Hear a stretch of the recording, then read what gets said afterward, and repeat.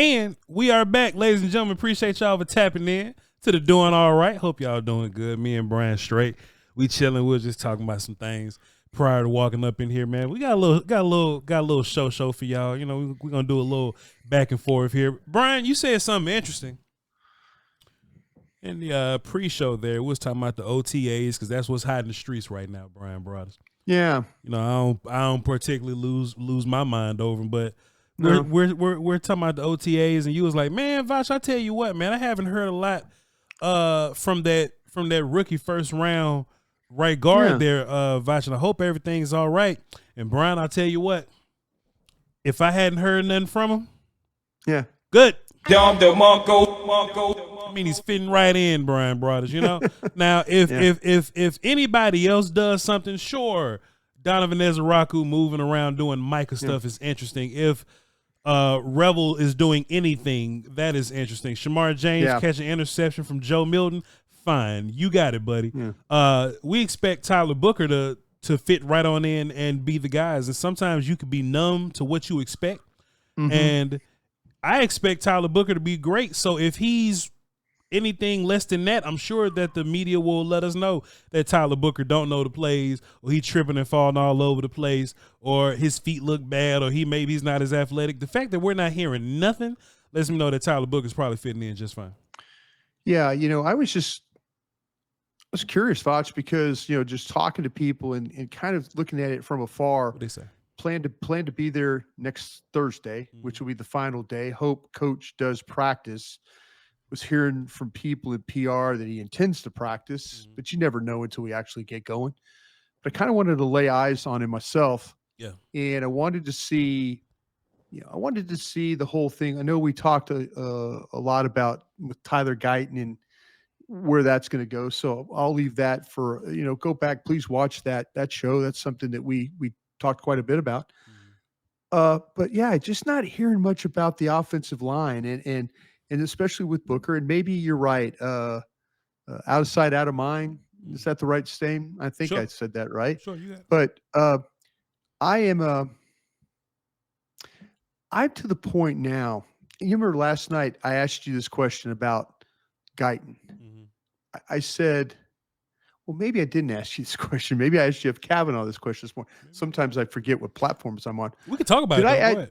Okay, I will. But did I ask you this question then? I think I asked Jeff. Okay.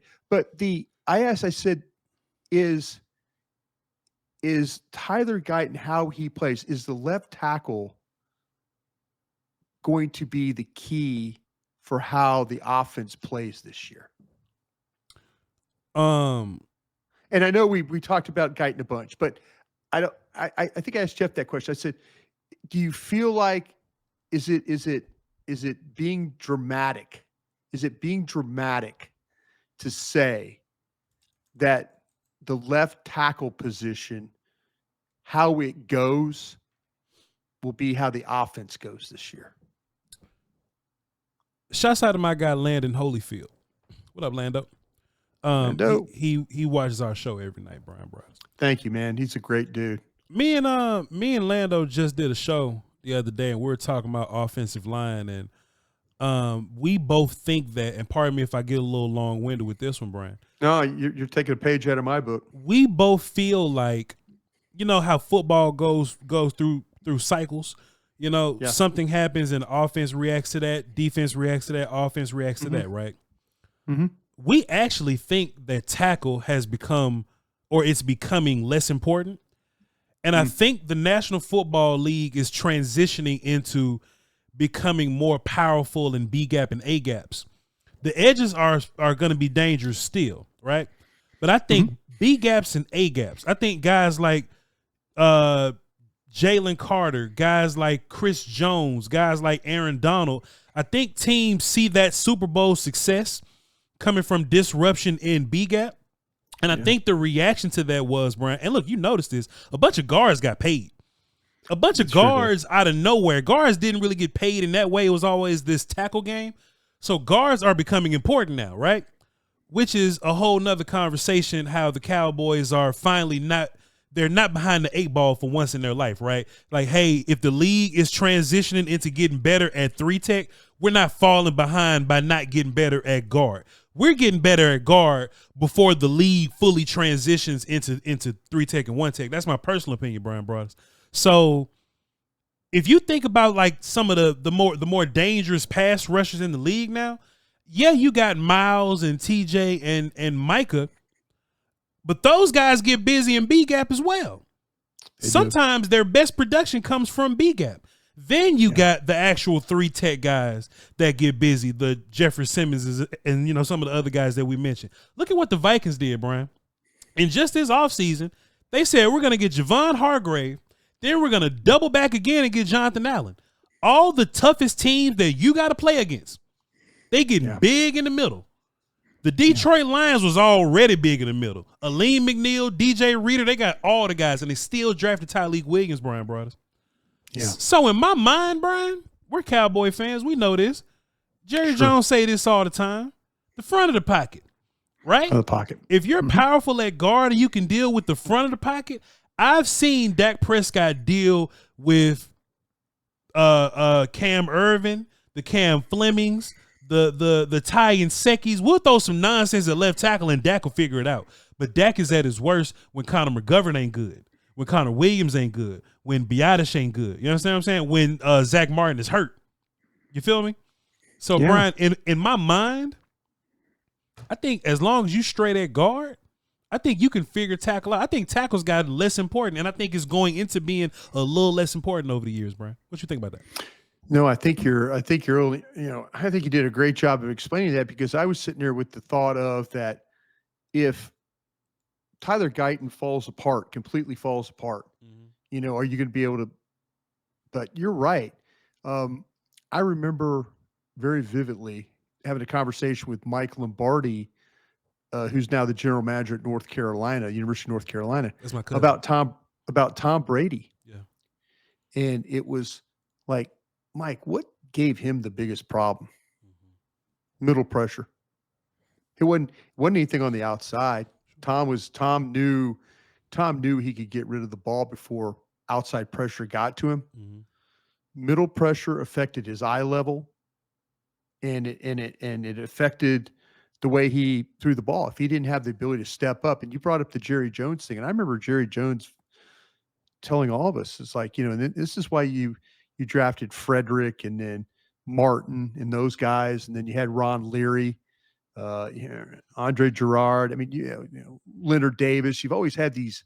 Well, look at the Super Bowl Cowboys, the Nate Newtons and that crew. Yeah, big inside guys. Mark Stepnoski wasn't a big guy, but you had big inside players. And I think Jerry had someone over the years, it might have been John Madden, told him, hey, front of the pocket, places the quarterback steps up, tackle's responsible for the width of the pocket. As long as Dak Prescott has a way to step up, he's going to make throws. That's very well put on your part, and I wonder if you could get away with just good play over there then. Doesn't have to be great. But if you could just get away with good play over there at left tackle, that maybe because I have just a really good feeling about Tyler Smith, BB, and Booker. Those are 3 really good, young, inside, powerful players. Yeah. And to your point, it's exactly what you were describing. Don't let me get beat in the middle of the defense or in the middle of the offense. Let me, I could handle things on it. Now, maybe Dak can handle things a little bit better on the edges before some of the injuries he's dealt with. Sure, that's fair. But boy, you give him a place to step up, a man will make a seam throw on you, standing in the middle of that pocket. So maybe I'm making too much of the left tackle spot. And it should be, if you just get good play over there. Doesn't have to be great play, but you get good play over there. Yeah. But if you're going to do that, you're going to need to have great play inside. Sure. And those guys are all capable of having great play. Yeah. if y'all want to see that conversation, go to the Lando Show on YouTube and all the other platforms there. We talked about it for an hour, so shouts out to Lando. Also, too, though, Brian, I think you can withstand your left tackle being a little goofy if your right guard is better and your right tackle is better, you know? Yeah. So we just talking about offensive line in general, Brian Broaddus. I know we got to wait till these games are played before we can give Schottenheimer some kind of credit. But let me tell you what I give Schottenheimer real credit for. Mike McCarthy keep hiring his friends, Brian. Mike McCarthy kept hiring these 90-year-old men, and they rent was due, and they weren't necessarily in demand, right? Right. And look, Schottenheimer wasn't an in-demand guy neither. Like he's not an in-demand hire, but at least what he's done is his staff is filled with some in-demand characters, Brian Broaddus. I can give Schottenheimer credit for that. Eberflus, maybe not the head coach you want, but the defensive coordinator, at least we know he gets busy. Connor Riley, as an offensive mind, high in demand. You know what I'm saying? What's my man's? Clayton Adams. Yeah. All the respect in the league. And has a track record recently in the league. Not Clayton Adams was retired for 20 years because he was working with Tom Landry or something, and he came back to work with us. These guys that are in demand, that are fresh in the game, Brian Broaddus. I should just call you Brian, but I keep calling you Brian. But are fresh in the game, Brian Broaddus. So, man, you take this coaching from qualified coaches that ain't just trying to pay the rent like they good regardless. I think Terrence Steele goes up a notch. I think Tyler Smith goes back to having the good, because last year was Tyler Smith's worst year, in my personal opinion. BB takes a step up. I think Guyton takes a step up. Booker's gonna be fine. And even if Guyton is the worst on your line, I think he'll be fine. But even if he is the worst on your line, I got a little bit of faith in the other four at least. Yeah. Did you? No, I like what you're saying, because I wasn't thinking about it as the way of the middle of the, and you're right, man. You play in a division with some really good inside players. Conference. Guys. Conference. Yeah. The top of the conference is all 1 text and 3 texts. Yeah. Well, I know in your own division, you're dealing with that, but then you mentioned you have to, you get the Detroit Lions, San and people Fran, like Minnesota, San Fran, all those teams have those really good inside players. And so maybe you can't get away with having, and I'm sure there's people listening right now. It's like, well, damn, Brian, you've gotten away with just okay play at right tackle with Terrence Steele for a lot of years. So with Terrence Steele though, how do you feel about, do you evaluate Terrence Steele differently now that he doesn't have to play for Mike Solari anymore? I think he really, his best effort and best campaigns were with Joe Philbin. Joe Philbin loved the kid. Yeah. Loved the kid. Yeah. And so do you think that maybe we always talk about breath of fresh air for a player? Mm-hmm. Do you think that Terrence Steele looks at this as like, whoa, thank God that guy's gone? Brian, and I'll take this multiple angles. Watch this. Brian, I have this joke I say on my show. When people ask me about continuity, right? Yeah. Oh, Voch, we can't do this because the O-line is going to lose continuity. And as an ex-offensive lineman, I have a joke that I always say is continuity is cool, but the only thing better than continuity is better dudes. Better dudes. Better dudes blow continuity out the water all day, every day. So there's a couple ways you can look at better dudes, right? Yeah, man, you may have continuity with a coach, but if the coach is better, that matters more to me. Yeah. You may not know this coach. They look, Terrence Steele, nice to meet you. Clayton Adams, Connor Riley, nice to meet you. First, zero continuity at all. If they're simply better than the 90-year-old dudes that's trying to buy a lake house and they rent do, you already go up one. Also, too, Brian Broaddus, Terrence Steele was really good when Zach Martin was really good. Yeah. I think that matters. Brian, it was a couple of times we was watching film on, just during the season last year. We'll go, damn, boy, Cooper Beebe being strong is really making Brock Hoffman look good right here. Or TJ Bass been getting whooped all day, but when he comboing with such and such, boy, he looks so much better. Yeah. Brian, of course, Zach Martin declined and got hurt. I think that matters. He did. So if you Terrence Steele, not only are you dealing with a coaching change, but that new coach doesn't favor you well, you're also dealing with Zach Martin limping and Brock Hoffman. I think something that's going to be major for Terrence Steele is Tyler Booker being strong as hell. I think that's going to be major for Terrence Steele, because Terrence Steele's best block is that combo on the 3-tech to the backside linebacker. That's their best block, Brian Broaddus. That's the best block. So if you can get back to that block being great and trusting your right guard, I think Terrence Steele about to go right back up, Brian Broaddus. Yeah, it was so evident when you were watching the tape. And I know that a lot of our listeners got the NFL.com package and look at it, and you see the same thing. You watch the end zone copy, and the one thing that when Zach Martin was healthy, that Terrence Steele had a great feel for how to get right next to Zach Martin. Yep. And Zach Martin would get so much push.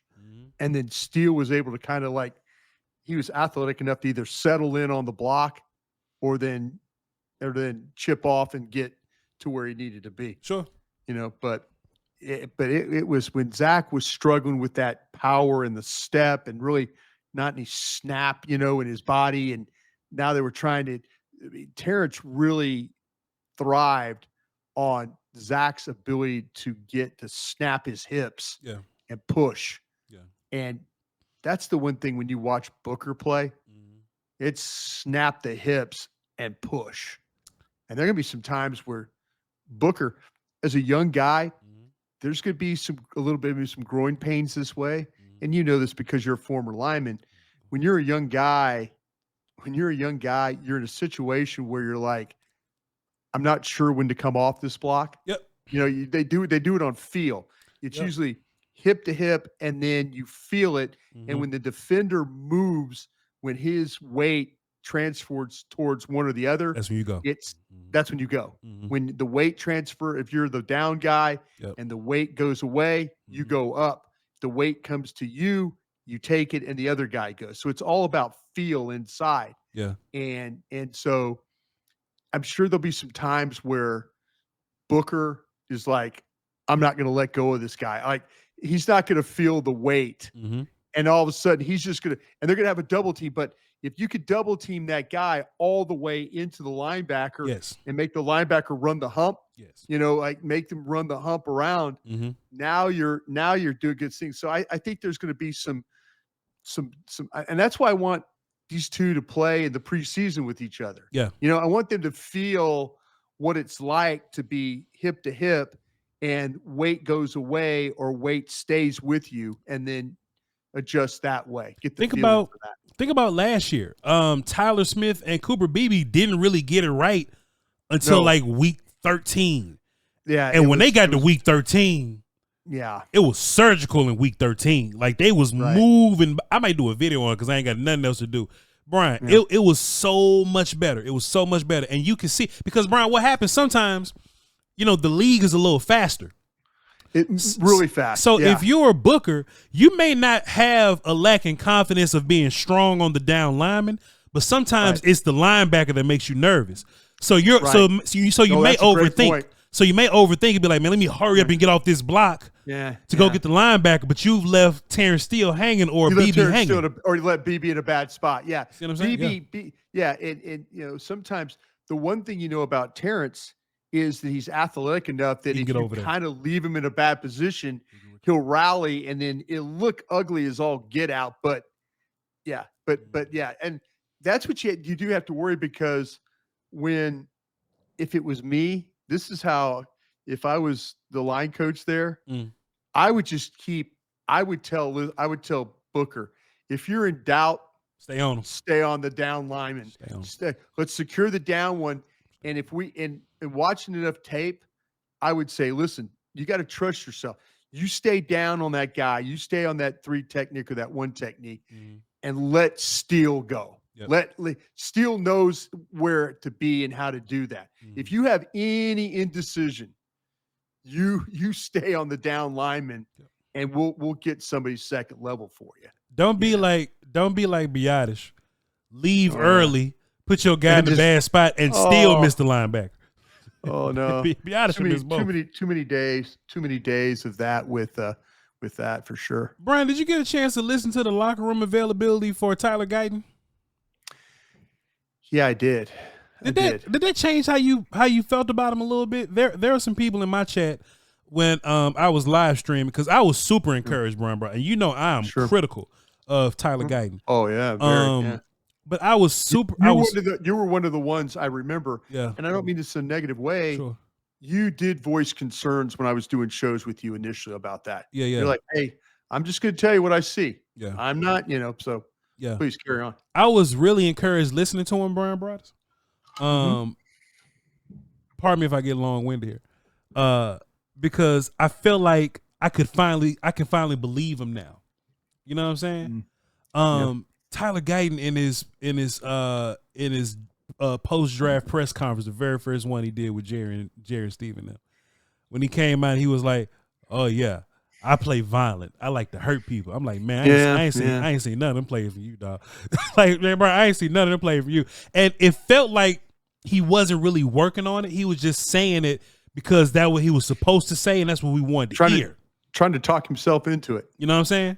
Yeah. Brian, listening to Tyler Guyton talk the other day made me feel so comfortable, because physically, I think he's fine physically. What you worry about is, does he have the work ethic to go and fix the holding calls, to fix the hands, to make his feet even better? You know what I'm saying? So when you listen to him, he was very matter of fact, Brian Broaddus. He was like, man, I wasn't good, bro. I wasn't good. I wasn't taking my diet seriously. People depending on me. I just didn't do enough.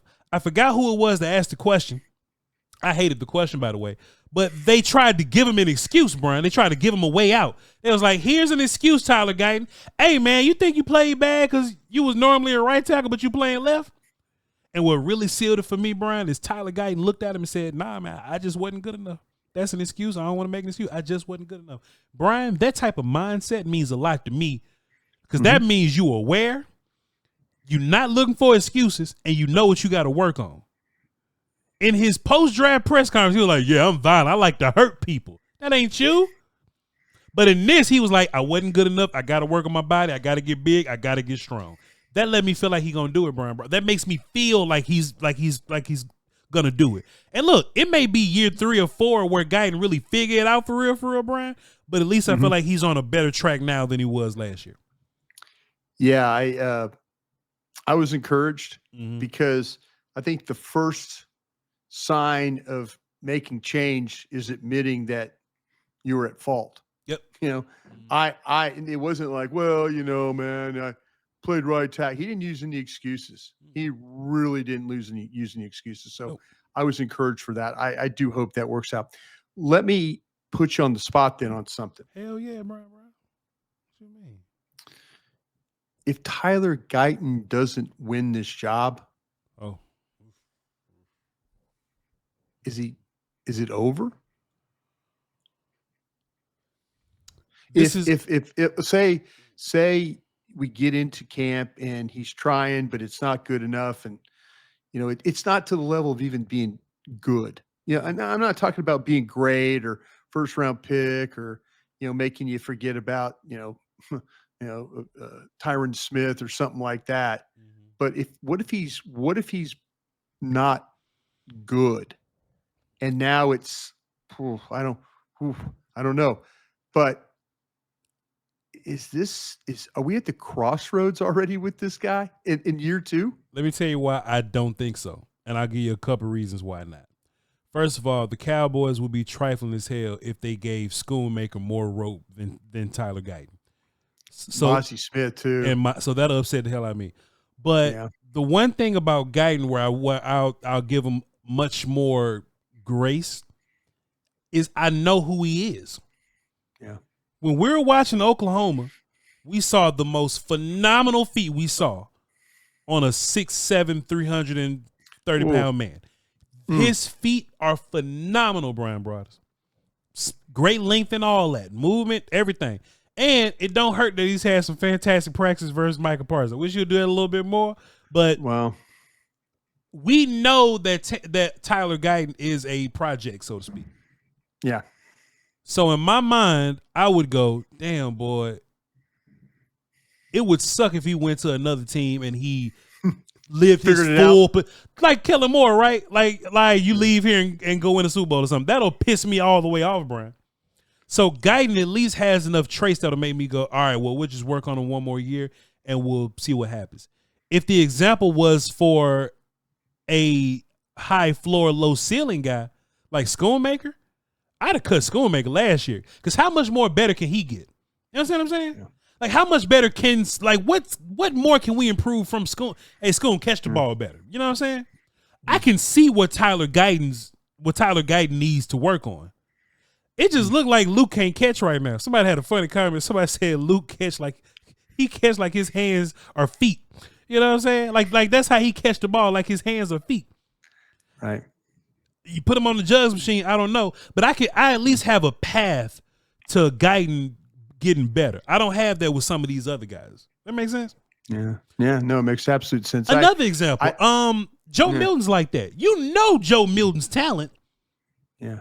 And he hitting Pam Oliver all upside the head with these passes on the sideline, but you see his talent. How much better can Will Greer get? I think that's the difference in that conversation. You can't move on from Guyton if he's bad this year. See, that's what I was thinking. Like do you recover from this? Mm-hmm. If you're the guy that you talk like, hey, I like to knock people out, but you're not part of that, you know, and now you're coming back like admitting that, hey, I was at fault. I need to be better. I'm working to be better, but then he's not better. Mm-hmm. Boy, that would be tough on that kid. You know, I think I really do think he just needs experience. Yeah. And that's such a crappy answer. Mm. I hate what I just did because it's just like kind of an easy way of saying, you know, you ain't wrong though. You ain't wrong. More reps. You need reps. But it's a crappy answer. Yeah. It's a crappy answer because that's what anybody can say. Yeah. You know, oh, he just needs more time on the task, more job, you know. And he really, really needs to get his nose bloodied, and he needs to fight back from that. And he needs to show like, okay, I'm not asking again to be Tyron Smith when they run that draw play and Tyron Smith wheels and takes that right hand and shoves an edge up the field and the ball goes up inside. I'm not asking you to be mean Tyron Smith. Yeah. But man, I want you to play with a little sense. I don't be kind of a finesse guy. Don't be the, you know, even though I mean, he can play that way. He's super light on his feet and all. Sure. I want him to come off the ball and get into people. And if he can't power them off, just turn them. Yeah. You know, just try and turn them, keep in the way, keep yourself between the ball carrier and the you know, the ball. Just show some of that. Just show a little fire, a little coming grit. Off the ball, a little grit. Yeah, a little grit. And because you mentioned it last year, and I know you and I were doing shows from camp. Yeah. And I said, man, you should have seen today, you know, Tyler Guyton, boy, he did a great job on, you know, on Micah Parsons. And then the first thing everybody says was Michael Parsons taking time off? What were we doing? You know, but he really was. He had a couple of really good reps where you're like going, yeah, all right, man, that's not bad. He just needs to find that He's field. capable. Yep. He's capable. He's very capable of being and I'm not saying he has to be great. Just go out there and be really good and be steady. Just be that guy. Man, Broaddus, that's a fantastic conversation with you, man. I didn't know that we're gonna go this deep into the conversation that we have, but I think we made some really good points today, Broaddus. I think we made some really interesting observations, and I'm rooting for him. I'm rooting for Tyler Guyton because, to your point though, right? To your point earlier, if Tyler Guyton is really good, then this shit goes up Because you got faith in everybody else. I'm trying to keep my expectations of what I think he could be. You know, he's the player you thought he was initially. Sure. Is that fair? That's fair. Is that fair? That's fair. I mean, we're all like, oh no, this guy's an athlete. No. You know, everybody was just, you know, pumping air into this guy, and me included, pumping air into this guy. But then, you know, your level was, oh, you know, maybe he's just a good tackle. Maybe he's a good tackle that's really inexperienced. You know, maybe he needs this, you know, and Voch, he's still going to plug and play. You know, we got spoiled with plug and play. Sure we did. Really got. I think they got back to plug and play though with this. You damn straight. Booker going to be just fine and better next year. So yeah, I agree. Brian, I appreciate you, man. You know, thank you, man. Appreciate you too. I'm sure really the more news and updates, you know, that we're going to get on Crown Global Media. Brian Broaddus is going to tweet it out at BRY in Broaddus. And oh man, I've ordered some big time equipment, man. Woo. We can't wait to show it off. Coming all the way from England. How about that? We cannot wait to give you guys a tour. I think it'll be really fun to do that. It will be fun. And y'all can follow me at VOCHLOMBARDI. I ain't doing nothing else. We just trying to get to 100. That's all we trying to do. I might retire from YouTube after that. I don't know. How close we were at 50 we needed. How close are we now? I'll tell you closer. I'll tell you where we at, Brian, bro. Let me see which tab this is. Is it on the screen? Ain't on the screen. I got about another 1,000 or so. I got another 1,000 or so. Well, 912. Yeah. There we go. So all right, carry on. There we go, Brian. Carry on. That'd be great. There we go. Yeah, VOCH. All the folks that stay with Voch, but then come on over when we work together. Come on over and see us too. 2 houses. Just 2 houses. Because get Vochi by himself, and then you get us 2 together. We're gonna do both. We're gonna do both. We're gonna do both. And then also too, if you're new to the program, welcome.